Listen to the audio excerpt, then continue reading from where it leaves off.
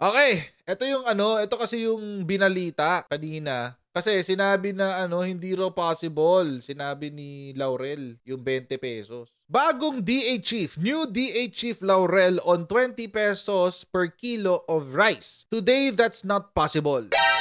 Natural. Kung pag-uusapan yung ngayon, yung ngayon talaga, malabo.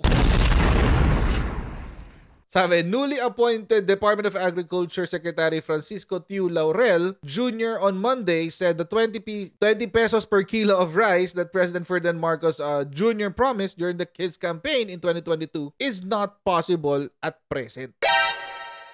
Alam naman namin. Ito kay Frontline Pilipinas, mas matindi. Hindi raw posible at all. Aminado si Agriculture Secretary Francisco Tiu Laurel Jr. na malabo pang maabot ang 20 pesos na kada kilo ng bigas na pangako